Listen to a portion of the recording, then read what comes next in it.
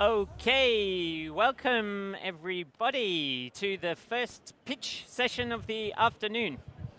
How is everybody doing? How are you? Good.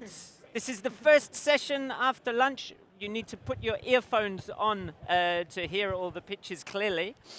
This is the first session after lunch, so often the most difficult with energy, etc. I want to do a quick energy check, and I want everyone to jump to your feet. Stand up and just do a quick stretch or shake or whatever you need to get ready for a long afternoon of pitches. Okay, and this session is going to be on health. Health, of course, has been at the forefront of all of our minds the last 2 years and in the future. Increasing health inequality, climate change connections. We critically need innovation in this space. And so we're going to hear now 5 innovative health solutions who are currently raising investment, everything from seed equity to Series B. And they're all going to pitch their solutions in 3 minutes, 180 seconds, to a jury that we have on the front here. My name's Nick McGill. I'm your MC for this afternoon and also co-founder of Changemaker Exchange, which is all about finding the next generation of young social entrepreneurs. So, with that, I'd love to give the floor to Mathias Robert from Plasseraud IP to give us a bit of context for this theme. Welcome. Thank you. Thank you very much, Nick. Hi, everyone. Do you hear me well? Great. Good. Thank you for being here. Welcome to this pitch session. I'm honored and very excited to be here, to be part of this event today, and also to be a jury in this session. My name is Mathias Robert, and I'm patent attorney at Plasseraud IP, and the largest intellectual property group in France, and also a key player in Europe. With more than 150 IP experts in all technical fields, Plasseraud IP assists inventors and entrepreneurs through protecting, valuing, and exploiting their IP assets, for example, patents and trademarks. Being part of the medtech team at Plasseraud IP, I especially intervene in the software. Just a few years ago, we were protecting inventions in the field of AI, artificial intelligence, applied to robotics or vehicles to help them detect pedestrians or to best respond to an environment. But in the last few years, in the inventions I work for, the data is now mostly health data, like medical images of patients, and the focus has changed. It's now about improving the detection of certain diseases, being able to diagnose them earlier, helping the practitioner to improve his or her diagnosis, or to facilitate the care path of the patients. That these goals are now being achieved by talented people, real change makers, like the one we're going to see today. They are coming from different backgrounds: doctors, data scientists, biologists, mathematicians, developers, able to work together or to acquire cross skills in a short time. I've been lucky enough to see doctors become data scientists and also engineers become doctors, true story, which makes the medtech field particularly unique and so dynamic. And this dynamic also appears in the number of filed patents. Statistics published recently by the European Patent Office, EPO, show that innovation in healthcare drove patenting activity in Europe. We witnessed not only a development in innovation, but also an increase in its protection, because such protection is particularly important in medical technologies. And the applications targeted by these patents are very broad. The use of AI for patient monitoring or telemedicine, surgical robots, digital therapeutics, virtual reality for patient treatment, or even physician training. We also note that advances in telecommunication, especially 5G or biometrics, have been very quickly adopted and implemented within the invention in healthcare. So for those who like to listen to exciting stories, who are passionate about technologies as I am at the service of humans, who are fascinated by the evolutions and the transitions that are taking place in the field of science, to those who like to see concrete application of sometimes abstract sciences, who appreciate the intervention of talented, dedicated, and persistent people, I think that you are in the right place. So I look forward to listening to you, pitchers. And on behalf of Plasseraud IP, I wish you all good luck. Awesome. Thank you so much, Mathieu. So we have also 3 other jury members. I'd love you just to introduce yourselves using the microphone, just in one crisp sentence, if you can, and then pass it along. Thank you. You can't hand me the microphone and tell me I've got one sentence. Good grief. That's your one sentence done. I'm Kate. I'm representing 4Impact. We're a venture capital fund based in the Netherlands. We invest across Western Europe, and we invest in 3 impact verticals, being environment, inclusion, and of course the most interesting today, health and well-being, where we actually already have 2 wonderful investments, which I would be happy to share with you later. Thank you, Kate. Okay.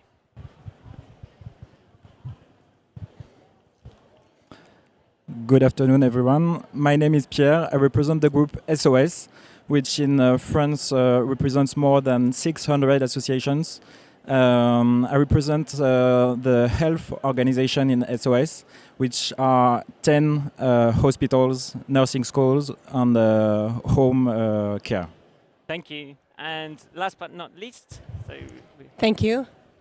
I need to present. I need 2 sentences because my name is not up there, right?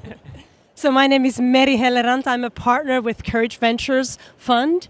It's a fund focusing on early stage companies based in Finland, investing to Northern Europe and the Baltics. And we invest to early stage companies who have digital technology that's making waves into the curative and preventive healthcare. Awesome. Thank you. Thank you so much. Okay, so we're now going to have 5 solutions. Each of them are going to have 3 minutes to pitch their ventures, and then we're going to have a 5-minute Q&A with the jury members.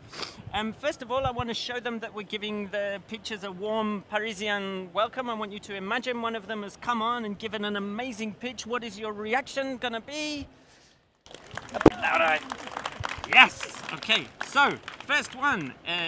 EpiLAB, which develops the first portable test for the first pandemic of the 21st century, tuberculosis. EpiLAB, welcome. 3 minutes.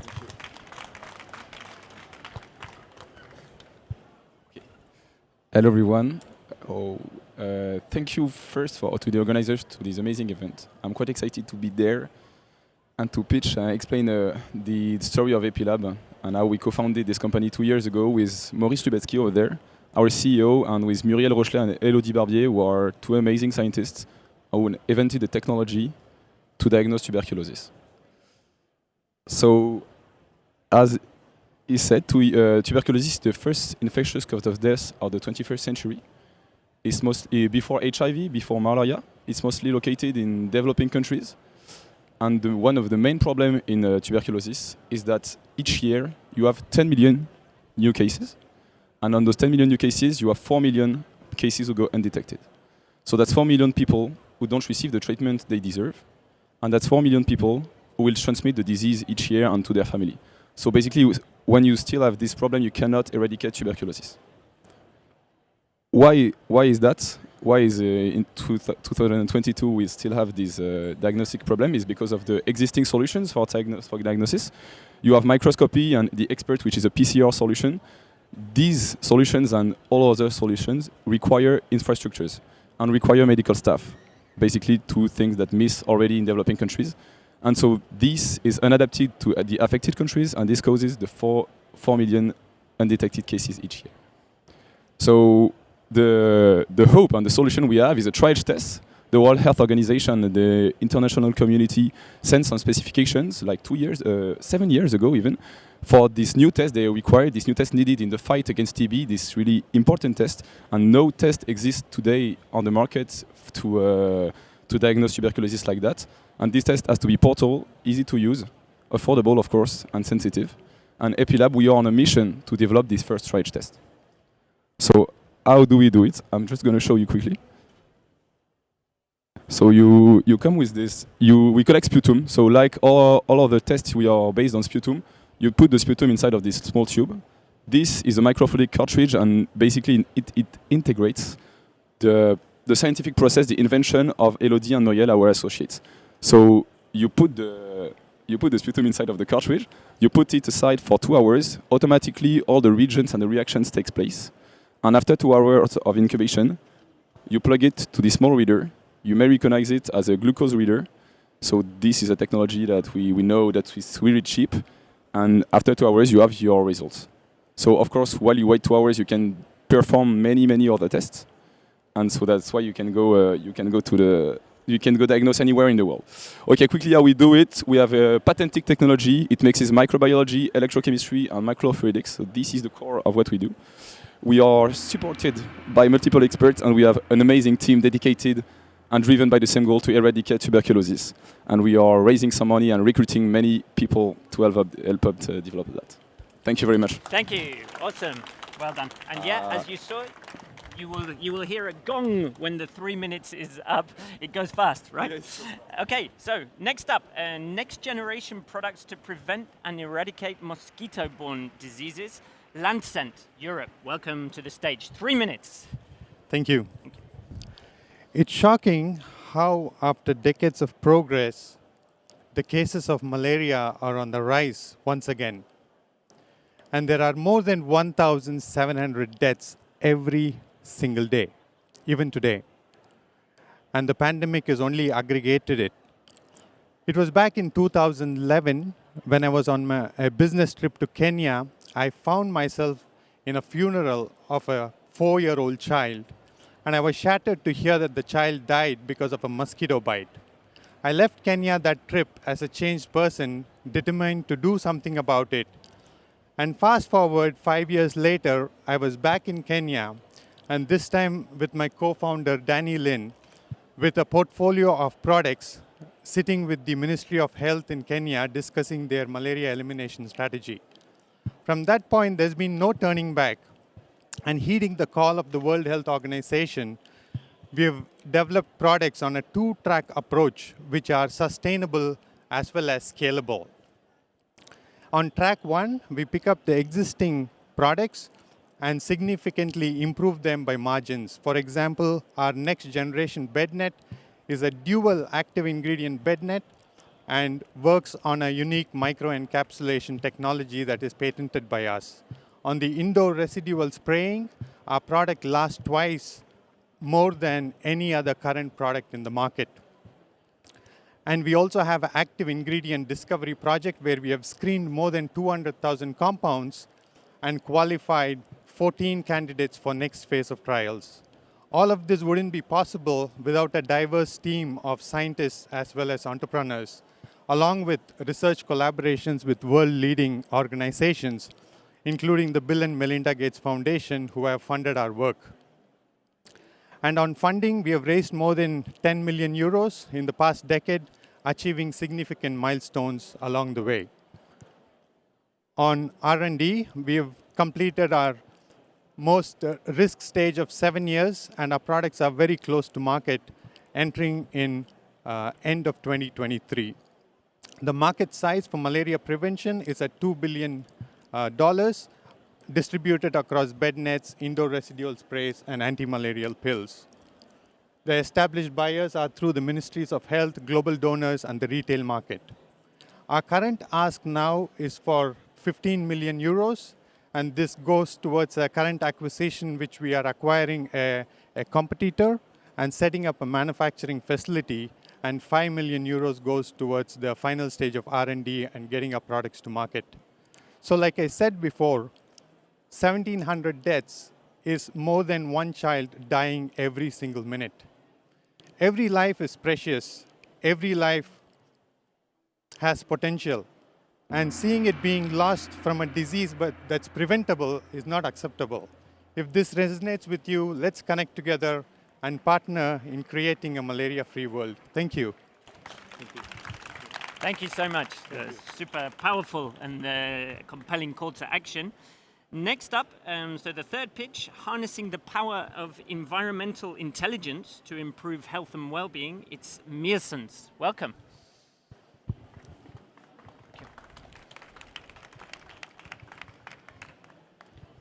Good afternoon. It's a great pleasure to be with you today. Meersens is really the guardian of your health.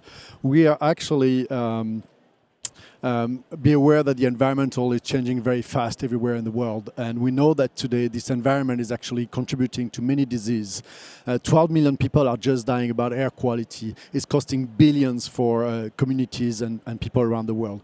Be aware as well that 80% of chronic disease are mostly linked to immediate environment. At Meersens, we really try to work on resolving this problem by improving health and well-being.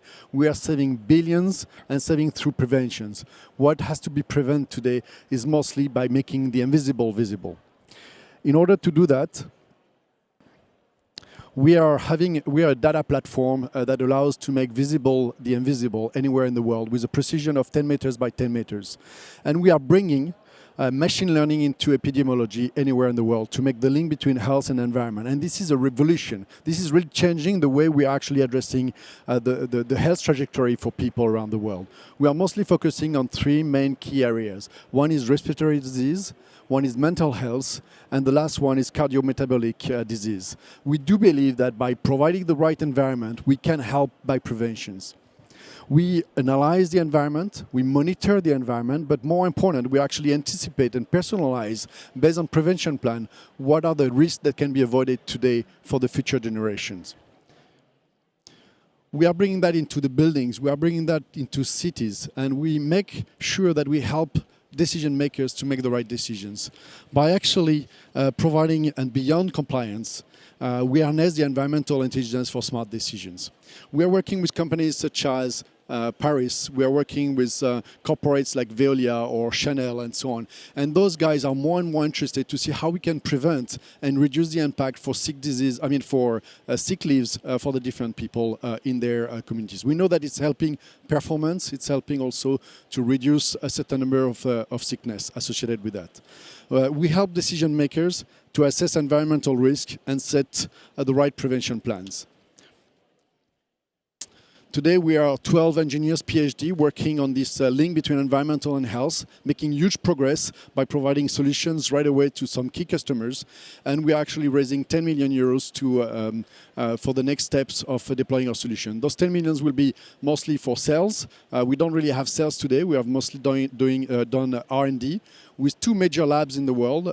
One is in Barcelona, which is about epidemiology, and we have a special access to a cohort of more than 30,000 patients that allow us to train our intelligent artificial to these particular situations. And the rest is mostly for finishing some R&D to make this particular link between R&D, environment and health. So thank you very much for your time, and looking forward if you can help us to make this world healthier. Thank you very much. Wonderful, thank you. And that was exactly 3 minutes. So, next up, mapping antibiotic resistance across the globe. It's ResistoMap. Welcome. Thank you. You want the slide? Do you need this? Oh, yeah.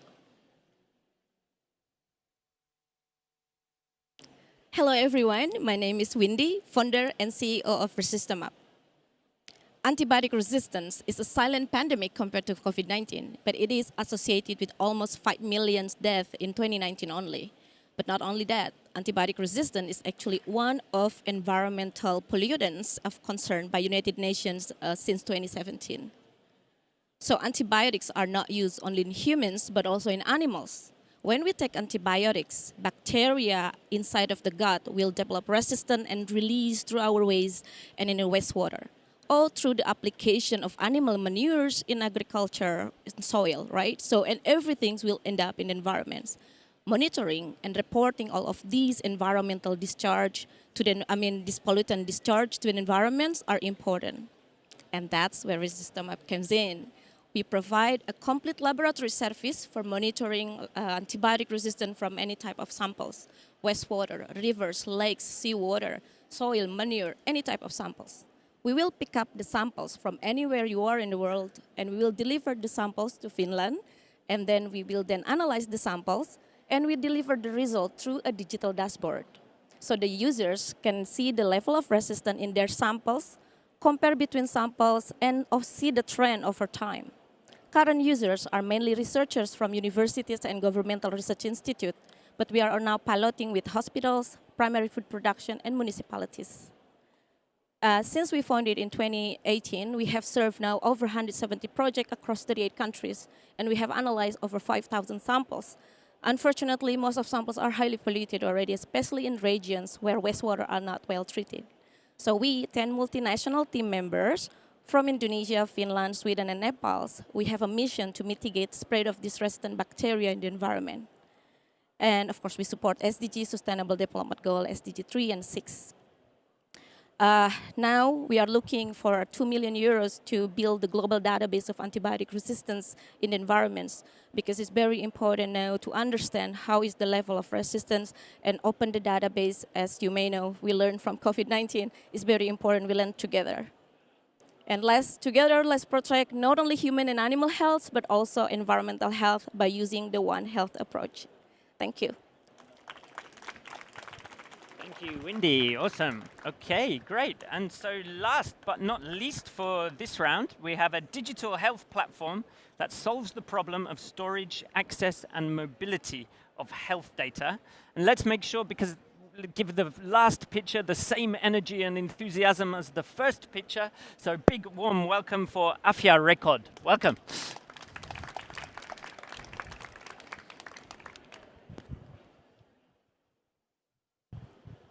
Hi, everyone. My name is John Kamara. I'm the founder of Afya Record, and I'm a change maker. And I'm going on an extremely long journey with you. Quick question for you. How many people have their mobile financial data with them? If you could just raise your hands real quick. Awesome. I grew up in Ireland, so I also grew up in Europe as well. How many people have their healthcare record? Just raise your hands as well. Just right here with you. In your phone, all the health record you've ever had. How many people? Anybody else? That's all we're doing. We are a deep tech healthcare company, basically solving the problem of access, mobility of healthcare data to save the lives of people. Data is the one thing that we produce consistently in healthcare, and is the one thing that's been lost nonstop. So we're not infrastructure, resources, all those cool things are solved by other people, but we're just focused on one thing. How do I make sure every healthcare record you have is mobile? As I go back to Dublin now, and I'm sick, I'd like my doctors to know all the health record I have from Nairobi, where I just came from, where I came from Ghana, because 33% of people in the world who die, basically purely from misdiagnosis on blindsidedness. Doctors are consistently blindsided. And that is in, well, first world country. Then think about Africa, where we have limited infrastructure, limited resources, but we produce data all the time. So how do we harness this data to give access to the health infrastructure to provide better healthcare service? That's what we do, and that's what we started to do, especially as the pandemic happened. We realized the value of health data, curated, structured, proper healthcare data in the hands of patients, putting patient at the center of healthcare. The only thing that doesn't move in healthcare is the patient. Everybody else moves, the doctor, the hospital, the infrastructure. The patient is consistent. It's the one person that consistently goes around healthcare. And ultimately, all of you are patients one time or the other. It's just when your journey starts. Some people are patients for a very long time, nonstop. Chronic illness patients. 27% of people in the world have chronic illnesses. They have to carry data around with them. Another 7.8% have hereditary illnesses that they're consistently sick. So this is the problem we're trying to solve from a global perspective out of Nairobi. We started in 2020. We have 170,000 patients on our platform. We also connect the patients to every part of the ecosystem. So the patient is at the center, the hospital, the insurance provider, the research, everybody is connected back to the patient. And this is a world-class platform that we're building out of Kenya. We raised our seed funding to continue our R&D in January this year. And we're now looking to raise another $30 million to really drive our product into the market, because we've tested our alpha test. It works. And we can save lives. And we actually save the lives of a few people just using data and giving doctors access to that data in real time. That's my pitch. Thank you very much. Thank you. Awesome. And great smile too. Okay, so we're going to invite now then the rest of the speakers to the stage, the pitchers, and we're going to have a super short and sharp 5 minutes Q&A. So there might be one question per jury member maximum. You're going to have plenty of time afterwards to continue and deepen those conversations in the networking. Move along, and then, yeah, 5 minutes. Thank you. So my first question is for Afya Record. Is there any international norm in the presentation of the data, of healthcare data, to exchange, to facilitate the exchange of the data? Yeah, so basically there's FAIR standards, but one of the important things about data, it comes in different forms. So we're building a first-in-the-world integration platform that allows our platform to read any form of data that comes from any type of data protocol or any type of facility. So basically you're taking data from every form and you're creating a structure that everybody can read as well. Okay, great. Thank you. Please, if possible. Sure, it's tempting, but EpiLAB, could you give us a little insight into your go-to-market strategy, who your customers would be, and how you charge for your product? The customers are NGOs and governments. So every government with TB has their national plan to fight against TB. So these are the end users, but the funders are more the global fund with the WHO, the Gates Foundation. So we have to convince the funders to fund the test, and they are already all interested, and the NGOs and government basically would buy the test and put them in the health centers. So the go-to-market is to do clinical studies with the end users, and at the same time to prove to the funders that we have an interesting solution. Yes, for Landcent, in the countries you're targeting, who can be your partners, and who are the people you can relate on? So primarily it's the Ministry of Health, since all of the endemic countries, they have a NMCP, National Malaria Control Program. So they run the bed net campaigns, indoor residual spraying campaigns, anti-malarial pill campaigns. So our main communication is always with the Ministry of Health, and then also in parallel with the Global Fund, UNITAID, USAID, US President's Malaria Initiative, because they are the ones who fund and the Ministry of Health implements. So we work in coordination with both. Thank you. Thank you. Great presentations, all of you. Very exciting. My question goes to Meersens.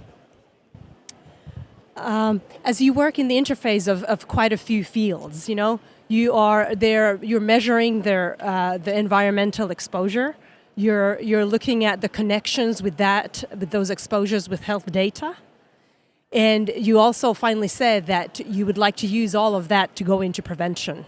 Now, to me, that looks, that sounds like quite a few companies all in one.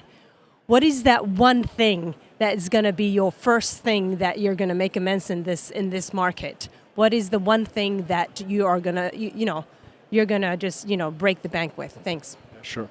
So initially we started with the environmental data, and we started to sell to cities and CSR companies with strong policies around that. But our main purpose is really to make the link between environment and health. Therefore, our top key customers are actually insurance companies, because they are very proactive into moving towards preventions, and they have the money. They are interested because they know whenever they invest in these kind of solutions, they will actually save close to $10. So for $1 of investment there in preventions will help them to save $10. So really our focus is around insurance companies at this stage. And that's why we are raising more money, is actually to go down to this level of connections between health and environment, to make sure that we can provide this value to insurance companies.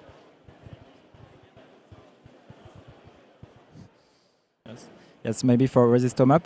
As a hospital manager, I know that antibiotic resistance represents costs for structures. Maybe can you explain how your solution may help us to save money? Yes, actually that's what we are doing now. We are now piloting with the hospital to see the wastewater-based epidemiology, to see the level of resistant and antibiotic resistant in wastewater as an early warning system if there is an outbreak in the hospital, or to evaluate your policy on antibiotic use. We are actually piloting now in the Newcastle together with the wastewater surveillance. The question round. Thank you so much for that super short, sharp question round. And we're going to now invite all of you to the networking area to deepen those connections and conversations. And thank you, everyone, for watching. That concludes the health pitch panel. Thank you. Thanks.